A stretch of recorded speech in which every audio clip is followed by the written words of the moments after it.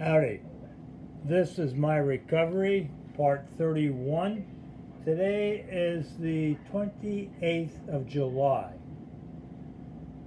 Now, last week, the visiting nurse wanted to know if I wanted to continue having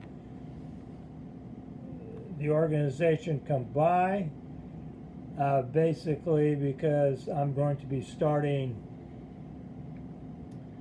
rehab, and you either have rehab or the visiting nurse, and the person is going to check in to see if they could continue coming by even though I'm having rehab.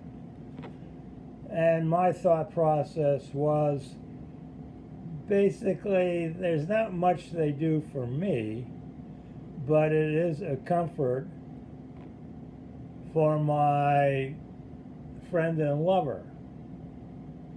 For she breaks up, still has problems with me recovering, and it's nice to have a competent medical person saying, hey, he's doing great, give her a pat on the back, rub her shoulders, whatever else, saying it's quite all right. I mean, I do that, but it seems more effective when somebody else does it.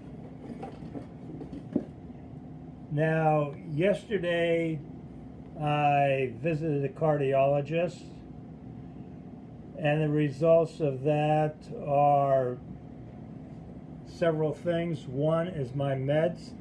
There's a change in my meds. Instead of having a full-strength aspirin, 325 milligrams, I'm going to a baby aspirin, which is 80 milligrams, 81 milligrams. So I'm changing that. The other is I'm taking pravastatin 20 milligrams, and they want to increase that basically to 40 milligrams, which is the tablet. I cut it in half to make 20. And the reason for cutting it in half is I have problems with statins. I cramp up. Swimming, I cramp up. Biking, not quite the same. So they want to increase it to 40 and then see how well I do. Now the other part is me getting out and doing things. Well, again, I'm limited because of the breastplate. So swimming, I could go in the pool and kick, but forget the butterfly strokes like that because you're putting too much pressure on the breastplate. Well, I'm not going to do that at this point because the pool I use for that is the deep pool, the comp pool as they call it, competition pool. It's 25-meter pool, and you have to climb out of the pool, which is something I'm still not able to do. I'm not supposed to, because that puts too much pressure on your breastplate. Now I could go in the rec pool, a recreation pool, but the problem with that is that's the same pool all the kids use during the day, because I generally lap swim in the evening, and that's the rec comp pool is the only pool that's you can lap swim in, and that as the evening. If I went during the day or other times, I have to use the rec pool. Well, I know what I did when I was a kid in the pool. So I forget using the rec pool. I mean, that's more being in the cesspool. And I suppose if you're swimming in there, you probably get inoculated for dengue fever, typhus, typhoid, and whatever else might be happening. So I would rather avoid that. Now the other thing they said I could do, the cardiologist said I could do, was start biking. I'm glad my wife was there because there's a clarification. The cardiologist was thinking, oh, a stationary bike. And I'm thinking, no, a bicycle I ride on the road. And we got that, she clarified that, and the cardiologist said, yes, because of the bike I have, which is recumbent, a sit-down bike, basically your feet are out in front. I call it my bike-a-lounger, and it's known commonly as a bent. There's no pressure on the breastplate because your hands just hang there. Mine is, I probably said this before, is more aerodynamic because I actually have drop handlebars up to turn the wheel, as opposed to other ones where you turn the wheel, your front wheel, and your handlebars are underneath your seat. Now that's a real trip because there's nothing in front of you, because I've ridden those bikes before, and your hands are down at your side. That's where your brakes are, that's where your gear shifts are, and that's how you turn. But I'm more into the speed, of course, overachieving, and so I go for the other style.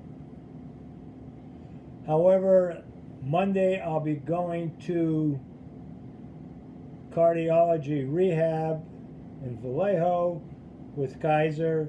There they're going to put me on a stationary bike, treadmill, etc. with EKG leads, and there I'll have a better idea of what I'm capable of doing and also what to avoid. So I'm going to wait till I get the results on that before I start biking. The other thing I'm allowed to do now is drive. I said I didn't need my security pillow, but I take it along anyway, just because I'm used to it. And I'll probably continue that for the next couple of months till they say I'm good to go. So that basically was the cardiology visit. I also asked then, because I have to have some other surgeries done, outpatient surgeries. One is a joint replacement, the other is cleaning up one of the other joints with arthroscopic surgery.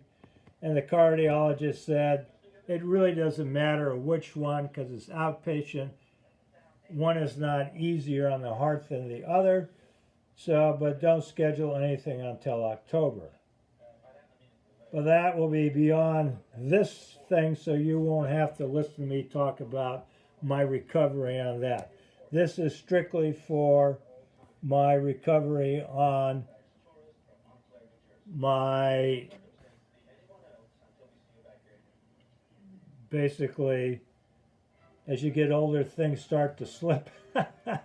Basically, my 3 bypass. Now, what you're looking at here is I still keep track of what I eat every day, what I drink, when, calories, the cholesterol, and the fat.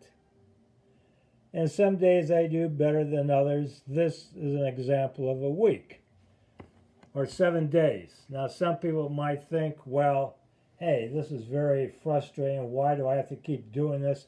I'm doing it because for me it's fun.